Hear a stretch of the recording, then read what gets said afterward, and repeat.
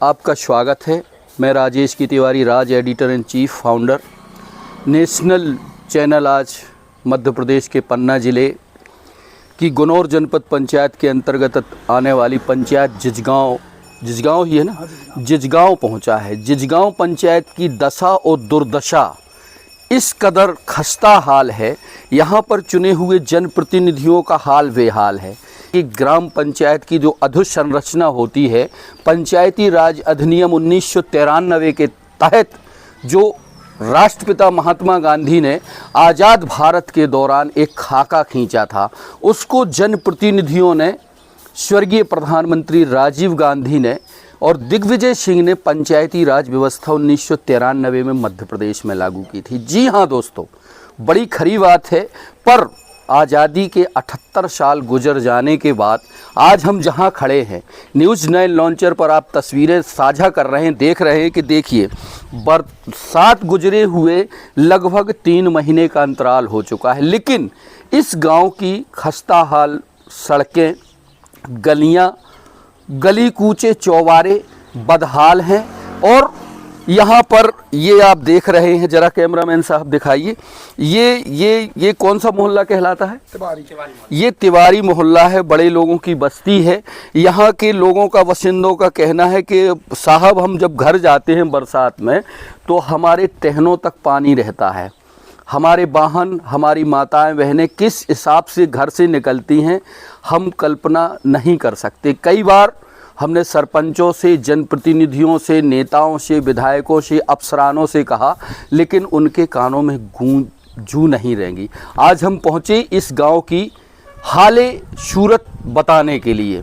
तो ज़िले के जो संवेदनशील कलेक्टर हैं सम्मानित सुरेश कुमार साहब, और जिला पंचायत में, जी हाँ दोस्तों, जिला पंचायत में एक युवा काबिल अफसर हैं संघ प्रिय, वो जिला पंचायत के मुख्य कार्यपालन अधिकारी हैं, सीओ साहब हैं। वो जरा तस्वीरें देखें, हमारे प्रोग्राम आप देखते हैं, हम आपको इस गांव की दशा और दुर्दशा बताना चाहते हैं कि यहाँ पर जो सरपंच साहब हैं या सेक्रेटरी हैं या जनप्रतिनिधि हैं, उन्होंने इस गांव की कैसी स्थिति बिगाड़ कर रखी है।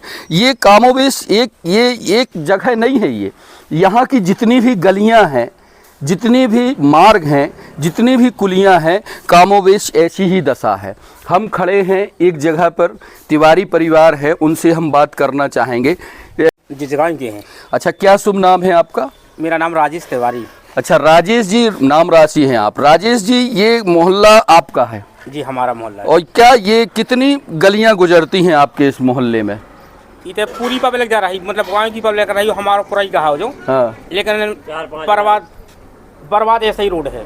और जब तो ये तो कुछ सही है, लेकिन बरसात में तो हमको टहनन का अपना पड़ता है। ये बनती नहीं है क्या? नहीं बनती है, 2-4 बार कह चुके अपन। किससे कहा आपने? सरपंच से कहा, सेक्रेटरी से कहा, कहते हाँ करवा देंगे, लेकिन सुनते कोई नहीं है।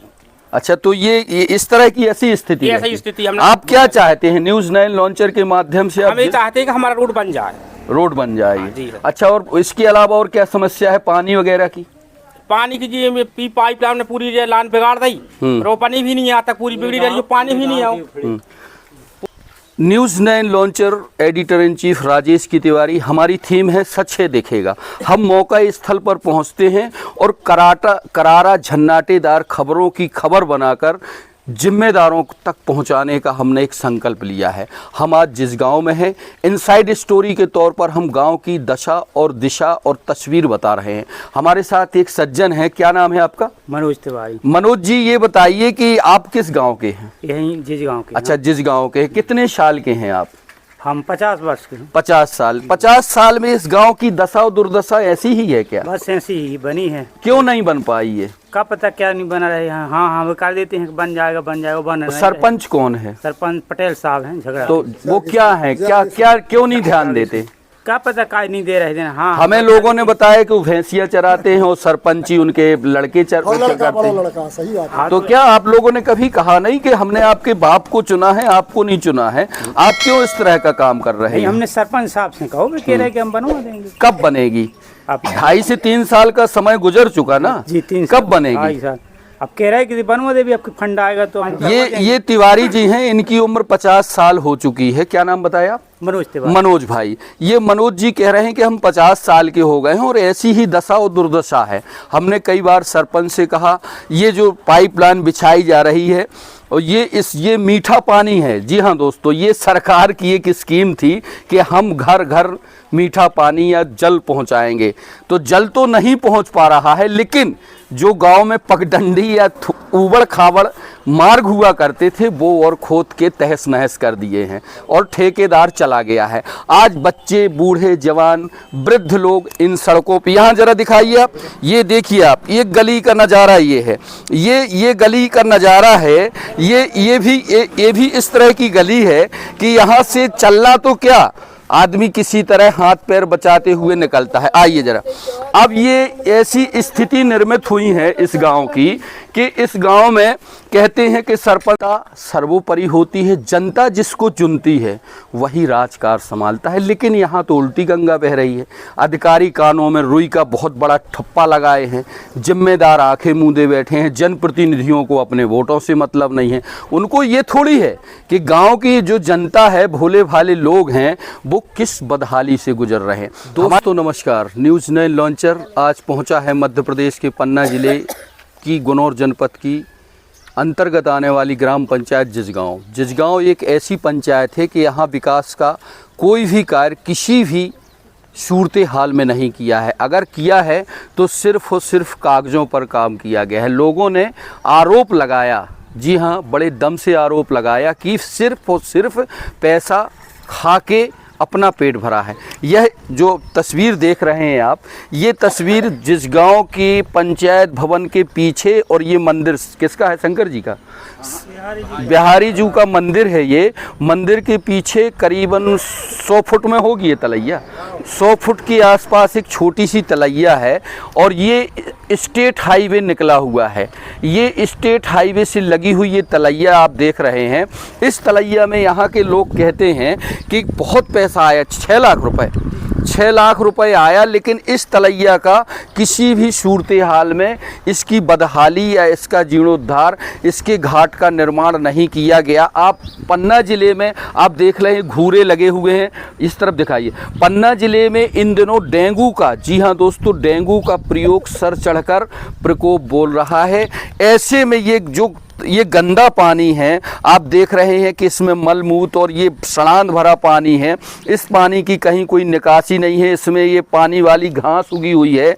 अगर ये साफ हो जाए, इसका जीर्णोद्धार हो जाए और इसमें 6 लाख रुपए अगर लगे होते तो ये इसकी तकदीर और तस्वीर बदलती। किस तरह पाओ है? रोड के साइड की सिंगर्रू तलैया है। सिंगर्रू तलैया है, छोड़ो इसको। क्या नाम है आपका? दुर्गा प्रसाद शर्मा। अच्छा शर्मा जी, ये क्यों नहीं बनी तलैया? पता ही नहीं चला पंचायत में क्या हो। और ये तो कहते हैं कि 6 लाख रुपए आया था, हवा ही नहीं लगा, पैसा खा गए वो। पता ही नहीं चला कि कब आए कब बढ़ा। किसके टाइम पे हुआ ये? इसी अभी वर्तमान में के पिछले में भाई हो चाहे यही में भाई, उनको पता ही नहीं है, कोई हवा ही नहीं है। ये सीधे सीधे कह रहे हैं कि 6 लाख रुपए आया और पूरा पैसा हजम हो गया। कौन सी तलैया बताए आप? सिंगर्रू तलैया बोला। सिंगर्रू तलैया कहलाती है, गांव का नाम है। देखिए किस में सिंगाड़े लगते, इसमें सिंगाड़े लगते थे तो इसलिए इसकी सिंगर्रू तलैया कहलाती है। आखिर ये बदहाल व्यवस्था का जिम्मेदार कौन है? पूर्व सरपंच की वर्तमान सरपंच? पूर्व सरपंच पे भी लोग बाग उंगलियां उठा रहे हैं और वर्तमान सरपंच पर तो सीधे सीधे आरोपों की झड़ी लग रही है। न्यूज़ 9 लॉन्चर पर राजेश की तिवारी की इनसाइड स्टोरी देखें, सुने। गांव जिजगांव आज सूरत हाल की हमारी एक्सक्लूसिव। ये जगदीश प्रसाद शर्मा जी हैं। आप तो उप सरपंच हो शर्मा जी?